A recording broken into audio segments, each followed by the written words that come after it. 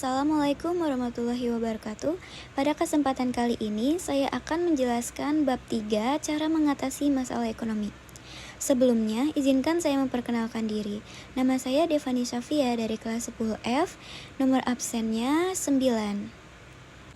Tujuan pembelajaran kali ini, dengan mempelajari bab ini, Anda diharapkan mampu menentukan pilihan yang tepat, memanfaatkan biaya peluang, menetapkan skala prioritas dan mengelola keuangan, menjelaskan cara-cara mengatasi masalah ekonomi mikro, menjelaskan cara-cara mengatasi masalah ekonomi makro, dan menjelaskan sistem-sistem ekonomi sebagai solusi masalah ekonomi.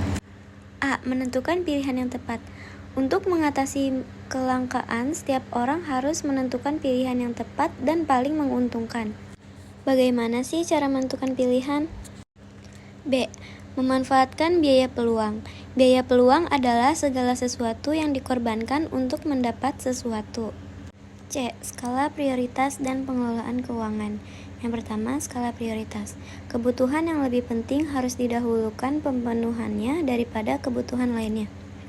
Prioritas 1, kebutuhan primer dan kebutuhan sekarang. Prioritas kedua, kebutuhan sekunder dan kebutuhan masa depan.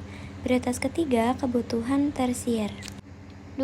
Pengelolaan uang dapat dilakukan dengan yang pertama, membuat pembukuan keuangan, yang kedua, memonitor dan mengevaluasi secara berkala, yang ketiga, membiasakan diri menabung. D. Mengatasi masalah ekonomi mikro. Menentukan pilihan yang tepat untuk mengatasi masalah kelangkaan, contohnya, memilih faktor produksi tenaga kerja. Bersinergi antar pelaku pasar dan industri untuk membentuk satuan yang lebih besar, contohnya, kerjasama antara Nokia dan Microsoft. Membentuk kesepakatan di antara produsen dan konsumen. Menggunakan teknik analisis ekonomi mikro dan pemanfaatan analisis biaya peluang dalam rangka menentukan pilihan. E. Mengatasi masalah ekonomi makro. Kebijakan moneter. Kebijakan yang dirancang pemerintah dalam rangka memengaruhi jumlah uang yang beredar untuk memperbaiki kinerja perekonomian. Contohnya, menurunkan suku bunga. Kebijakan fiskal. Kebijakan yang bertujuan memengaruhi jumlah pengeluaran dan penerimaan pemerintah. Contohnya, sektor perpajakan. Kebijakan dengan arah harga barang murah dan bermutu. Contohnya, pemerintah menyediakan infrastruktur jalan yang baik. F. Sistem ekonomi sebagai solusi masalah ekonomi. Yang pertama, sistem ekonomi tradisional. Sistem ekonomi yang diterapkan oleh masyarakat tradisional. Ciri-cirinya, teknik produksi dipelajari secara turun-temurun, modal sedikit, pertukaran dilakukan dengan sistem barter, belum mengenal pembagian kerja, terikat tradisi, tanah merupakan tumpuan kegiatan produksi dan sumber kemakmuran. 2. Sistem ekonomi komando. Peran pemerintah sangat dominan, sedangkan peran masyarakat atau pihak swasta sangat kecil. Ciri-cirinya, alat dan sumber daya produksi dimiliki dan dikuasai negara. Rakyat tidak bebas memilih pekerjaan. Kebijakan perekonomian diatur pemerintah.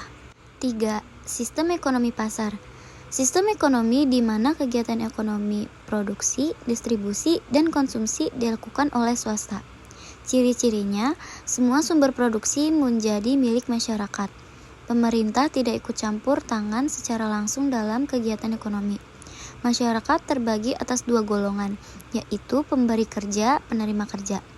Timbul persaingan dalam masyarakat. Setiap kegiatan ekonomi didasarkan atas pencarian keuntungan. Kegiatan ekonomi selalu mempertimbangkan keadaan pasar. 4.